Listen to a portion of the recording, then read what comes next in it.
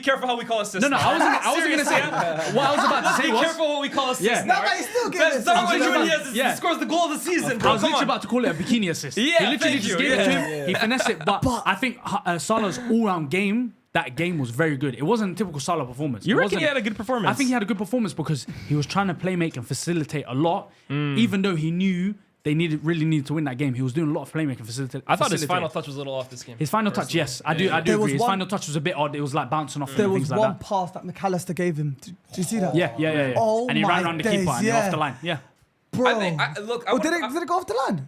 Yeah, it was blocked from going in. It was blocked I've from been going meaning in. to That talk pass to you was about this, though, right? Just like you wanted to bring Amad Diallo. Yeah, to go I the think I table. know what you're gonna say. Let's bring Ryan Gravenberch to the table, man. You can Because bring it. You can bring it. Like, I'm gonna sit back and wait for this one. I mean, first of all, can you give? Because I only watched the clip. What's your view on the guy? Because if I'm not wrong, I think you said like I've seen players like Gravenberch try and do this. Like he's not a real He's DM, waiting for something. One go thing ahead. I'm waiting for. It still hasn't come. I'm waiting for that real midfield to come back in. I'm waiting for Cole Palmer, a Kevin De Bruyne, a Odegaard, a James Madison, creative Point at me when midfielder. it said Madison. I don't know why I pointed at you. A creative midfielder Yeah. that can maneuver around him and find out the flaws in his game as a six. Going forward, he's amazing. He can drive with the ball. He's got that Pogba, that Diaby, profile. that Vieira. He's got Zidane. nice diagonal passing too. Huh? His passing's very good. He lost the ball quite a few times. I was doing a lot. I had the paper. I was writing it down. I was writing it but down. if he does get ripped, There was a lot of- but if he does get ripped, though, if he does get Minute ripped, though, 32, tripped over his own feet. There was a lot of like loose passes that he was making, things of him getting a bit excited. Yeah. He saw an early attack can start and he was underhitting or overhitting the pass, which I respect because I like players He wants that to do it quick. go for it straight Yeah. away. They don't wait. They don't do the little pause and they want to take the risk. But I'm waiting for that midfield to come. People said Man United is the midfield. No, Man United is not the midfield. Like all the comments on course TikTok and the not. page, Course Man not. United was the midfield. Everyone was saying Kobe Mainoo this. No, But to Kobe be Mainoo fair, and Gravenberch are not playing the same. we entered that game saying it was going to be a test, so we can't really Yeah. hold it against Gravenberch that United didn't didn't end show. up being Like he a did Of his course, thing, of yeah. course. But for I me, hear what you're prior saying, to yeah. that, I would have said Man United is not the midfield because you Okay. lot don't have. Even though Bruno's the creator, he wasn't He's the not creator. someone who's gonna run So like, run I do rings want around, Gravenberch yeah. to prove me wrong because I really love players of his stature and his agree, build. I agree. It It's makes talent. the game look better. Yeah. But I feel like as a six, he's not going to flourish in that Liverpool midfield. No, because- kind of part of a double pivot six. Yeah. He's allowed. I was gonna say, he's not a low- allows he's not a him low to- Not low six. six. He's not low He's six. not He's not low leads. six. But there's going to be games, big games, situations where he's left alone on an island. Where Liverpool, you know how they like to press. Szoboszlai and McAllister are going to go, and he's going to be there by himself, and he's going to have to rely on Van Dijk and the other centre back behind him. I don't think that's so, unfair. Yeah, no, I don't So, think so that's I feel unfair. like when a Cole Palmer comes around him, I feel like they're gonna show the flaws in his game defensively, where they're on the blind side Yeah. and they get in behind him, or someone nicks the ball from him because he thinks he has more Yeah, time which than is he fair, does. 'cause he's not a But natural six, I, you know, you can't I don't really think go I said in for that it. episode, but I do say it now. I want him to flourish in that midfield because I love players like him. He's a talent The anyways, Diabys, bro. the Zidanes. I'm not comparing him, but they have the same stature. Ruben Loftus-Cheek. I think Arne those Slot, kind of by the way, players. deserves so much credit, right? Because Yeah. I always say as a manager, right? Okay, especially in Arne Slot's situation where he didn't really make big signings. He wanted Zubimendi, it didn't work out. He got Chiesa. We'll see how that works out. He's dealing with a new team, right? With the hand that's dealt, yeah. I always say as a manager, yes, you bring in your own players and you build your team in your own vision, but also it's on you to improve 3 to 4 players. And I look at Gravenberch and I look at Luis Diaz, and those are players that quite clearly under Arne Slot in the first few weeks look like improved completely massively, different yeah. players. 100%. Gravenberch is a player that we all saw at Ajax a few years Yeah. ago, and we saw, okay, this kid has real talent. Yeah, he was a But super since kid. that moment, before the season, it's kind of been a situation like, are we just never going to see the best of Gravenberch? Under Bayern, he really never got going. At Liverpool last year, he often seemed like the odd man out. Exactly. I think, okay, give credit to Gravenberch because he has to also perform. But I think Arne Slot deserves massive credit for finding a role and creating an environment for him to actually thrive. Because we all know this kid's a real talent. There's no question about his footballing ability. He was a wonder It's kid. always, facts. Yeah. It's always just about a He case. was a wonder kid, Can you yeah. actually fulfill it? And right now, he's looking like He looks he's amazing looking on the He's He lucky looks though. amazing. He's got a Dutch manager, bro. Like I can't lie. Yeah, got he is one lucky. too. He's lucky. Yeah, He's very He's lucky. You got one as well. I got one too. Yeah. But your one is Give Gravenberch to Ten Hag. We'll see what happens. Your one should stay at United. I like him. No, but the He's thing is, it's delicious, I sad like him. because like their Dutch manager managed FC Utrecht. Utrecht, yeah. Utrecht, obviously. local I'm team. more of a PSV guy, innit? He's always Why do you like Arne He's always Slot been a then? PSV fan. Why do you like Arne Slot then? Bro, because how he was at RZ and What stuff are like you that. saying then if we fire Ten Hag and we bring in Van Nistelrooy? I feel like that's what he's there for, you know? I feel like they gave him that. He left a manager's job being Bro, the he coach. turned down Burnley. Burnley offered him the job. He said, "Nah, I'm going going to Man I'm United. going to go coach United in 6 Exactly, months." because they said, hey, By January, I I don't want agree. that to happen. I need Ten Hag to stay. How do you guys say Ruud's first Ruud van Nistelrooy. Ruud van Nistelrooy. Rude, yeah. Quickly on Bournemouth, obviously they're on the receiving end of a devastating loss. Some tough results. Yeah, this they've had some season, tough results. What's interesting now is their next two fixtures are two newly promoted teams in Southampton and Leicester. Smoky. After that, they got Arsenal, Villa, and City. So they need to collect 6 out of 6 points in those two next games. Otherwise, because they're in trouble the next three. Semenyo's going to pop off in those two games. So those Van two Nilsson games, guy has to start. He needs to get his feet together. he needs to get Evan Nilsson. We said in the previous video, buying strikers from Portugal. What are you saying? It's phony over there. It's phony over there. It's phony over there. Jackson Martinez. It's phony over there. Jackson Martinez. It's phony over That guy there. was popping off at Exactly. Jackson Porto. Martinez. I remember when he went to Atletico, I was like, oh my Atletico, god, yeah. he's gonna be the next Falcao. Yeah, it's over there, man. Yeah. They're Phony over watching. there.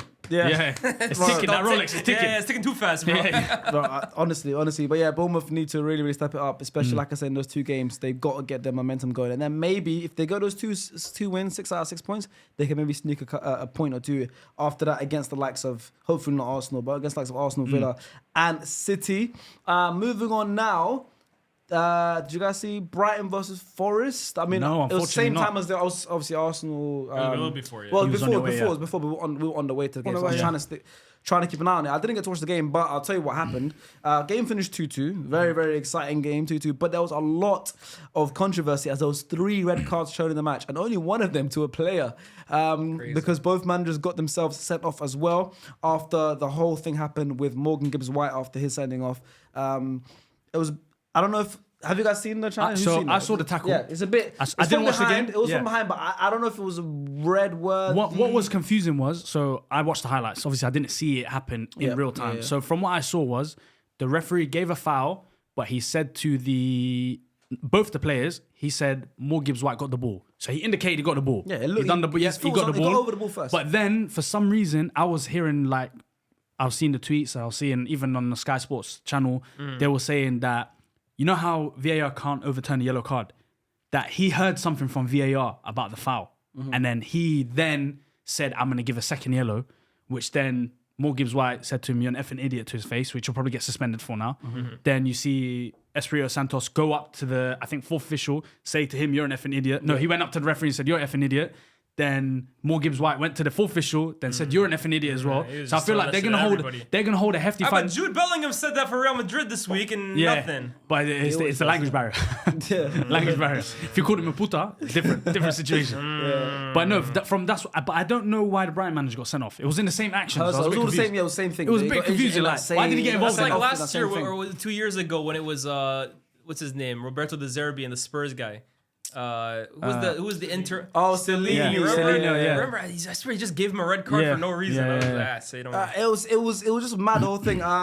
Apparently, Herzog got sent off for encroaching. So obviously, I think leaving the touchline as usual. Yeah, came on the pitch. I think he came on the pitch. He was doing that so much against Arsenal. Yeah. But I mean, Pep did the same against Ipswich, and the officials ignored it. Do you not see what Pep? What? No. Do you not see what Arteta done today? I can't lie, bro. You guys are saying it's a language barrier. I think this is like a status thing, bro. I can't. Jude and Pep can get away with it. But you see that in your national sport, basketball. Players get special treatment. You do see, but it is a thing. Superstar calls. It is a thing. Superstar calls. Do you not see the Arteta one today? It's my national sport. So I came and schooled all you guys in a sport that's not my national sport. Say no more. Talk your talk. But the Arteta one killed me today. Someone to take a throw in and put his hand in front of the ball in the guy's face. And he took the throw in. I can't remember who had the throw in. There was a City player that had a throw in. Arteta held the ball. They took the ball off him. As he's about to throw it, he put his hand in front of him. You done that, Arteta? Arteta put his hand in front of him to stop the throw in. And then the guy took the throw in, and the full official spoke to him, and I was like, "What, today?" Today, and I was like, "How did he not get booked for that?" I was so confused. I didn't see yeah, you lot didn't see it. Yeah, it was very weird. Arteta seeing him on the touchline kills me, bro. He's hilarious. Yeah, but he's passionate though. I would be the same, bro. He gets I know you'd be the same. I'm surprised he hasn't been I know you'd be the same. Bro, don't get to Arteta, bro. Like easy. Well, he's perfect. But no, Danny Welbeck scored a free kick today. Yes, I've never seen that before. I was gonna say, I've never seen that before. That guy Welbs. Yeah, that guy Welbs. He won't stop. That guy Welbs. Welbs. Him now? Do you reckon? We could do a lot of guys. Yeah, you could do a lot of guys. Tell me we could do with this guy. We could do with you, bro. Come on. I wouldn't mind him back. That guy Welbs, man. Yeah, I mean, listen, both teams are undefeated, which is pretty interesting. They're still undefeated. Forest, I've got a good start to the season, Very man. good start. I respect that. They made a lot of good signings as well this summer. Both today games with 2-2, yeah? Huh? Oh, yeah. What if today's game is I just 2-2? think in general, Nuno Espirito Santo has done such a slept-on job since because I remember when they fired Steve Cooper and they brought him in, a lot of people were saying, "Oh, that's them going straight down." Yeah. And actually, this season, to be fair, I had them getting relegated, but since he's come in, I think Hudson Odoi started playing his best football. Chris Wood is like guaranteed up to gold, no good. bro. Yeah. Like, Like Star says. bro, I hear a lot about like, and this is gonna sound like slander to Chris Wood, but I hear a lot of people say like, "Oh, would this guy be able to cut it in the Premier League this day?" Like I remember a few months ago, was it Rambo who was saying, "Oh, would Shearer be able to do it in today's Premier League?" And I'm seeing Chris Wood, like year 15 in the Premier League, still putting up 10 goals a season. Let's be honest though, like you're right to shout out Nuno Espirito Santo because it's weird. Someone posted his tweet and it's actually so crazy because it's actually true. Someone said, Sean DOLFC says, "Why do people act like Nuno is some terrible manager? One bad 6 months spell at Spurs. He had Wolves looking like a top Wolves, 6 side. He didn't have Spurs have He that. had Wolves looking like a top 6 side after Facts. coming up from the Championship and going into an EL semi-final, which Facts. is No, he had them popping. Raul Jimenez and Adama. that's what I'm saying. Insane. Not Jao Neves. What's Ruben his name? Neves. Coutinho and Neves. Ruben were the Neves. They were playing coldest- Europa League. They were Yeah. the coldest midfield pairing I saw in the Premier League that year, bro. They had You Jose had Sarr. Doherty and what's his name? Johnny on the Doherty left. was going crazy. Jose By the way, Sarr this is as how well. we start making Barclays era again, by the way. Yeah. That Wolves team in 10 years. Yeah, is gonna yeah, show. yeah. You guys remember when it was Remember like, Raul Jimenez before the Rui head injury? Patricio and goal. Yeah. Bro, They were that's moving when they were crazy. Portuguese. Yeah, Like, that fully was the Portuguese. even their kit was like they had like a red and green Yeah. kit. Yeah. But honestly, even the Spurs thing, right? Like I felt bad for him because it was a tough job for Yeah. him. Like, and he only lasted what, like 3-4 months there. Yeah. But yeah, everywhere harsh, Nuno man. Espirito Santo has gone in the Premier League, he's had pretty good success. Best goalkeeper manager ever. Former goalkeeper. Yeah. With Jose, right? Yeah. He's a former goalkeeper. Jose. He was under Jose. No, he was under Jose. Played. Jose was his coach. Yeah, he was a goalkeeper. Porto. keeper, yeah. Nuno Santos. I Yeah, agree. He's a good manager. for yeah, sure. yeah. He's good coach. Makes sense a goalkeeper being a manager. You can see the whole game. Yeah, because we was talking about earlier. Yeah. Strikers don't do well. Strikers don't Yeah, really strikers do very well. rarely Van do well. Persie Strikers leaves- in the- is the Van only Persie. Deep line Van Persie- midfielders do well. But Deep Van line Van midfielders do Nistelrooy is well. the odd do one well, though. yeah. Centre backs do well. Van Nistelrooy is the odd We don't one. know Because yet, they can though. see the game. No, but no, the I've game's in seen front what of he's done them. for PSV. PSV was really good. Who? Man. Won the PS? league. That's how you PSV. say it. In the, We're in England, brother. Nah, PSV. but he's Dutch. PSV, bro. V. Nah. How'd you say AV? Yeah, but it's a Dutch team. I just want to ask. How'd you say AV? How'd you say AV? AV. I'm from Mané. Yeah, it sounds like from Manny. Nah, it's PSV, but he was really good for PSV. Yeah. Made him. He actually You know what made it a is? change. Yeah, good. I'm happy. It's like Because he PSV. clocked. When I said AV, he went, oh, damn. No, PSV, that's how it is. Tell us PSV. about how good he was for PSV. No, but it was in really Dutch. Tell good. us in Dutch how good he was. Hij was heel goed voor PSV. Hij had goed voetbal gespeeld. Obviously, yeah. Say I don't wallahi. want to say too Say much. wallahi, by that's the the Dutch way, language. This is Say wallahi, that was the Dutch language. This is the Wallahi, first real yeah, Dutchman we've had on this Yeah, channel. yeah, The first real Dutchman, Oh, my by the way. days. Wie ik. Facts. Huh? Yes. Ik ben Nederlands, yeah, man. yeah. Hey, oh, boys. Kadani, Say huh? wallahi, that's Hey, Dutch. Kadani, we got a real Dutchman on the show now. Oh, huh? my I'm not like days. Fuad, you know. All Fuad star- is all that stars, fake. all Like, me. Fuad is that fake. Yeah, zoals Edgar Davids, all of that. That's my boys. Clifford.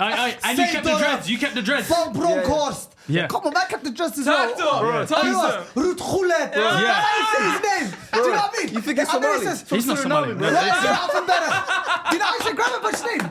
Ryan Gravenberg. Wow. Say no more. Hey, Suriname. Fuad, don't say his name like that. I Suriname. clocked. Patrick van Aanholt. Oh. Come Yeah. on, bro. That's how you Yeah. say their names. Yeah. What about the guy who used to play for Schalke up front?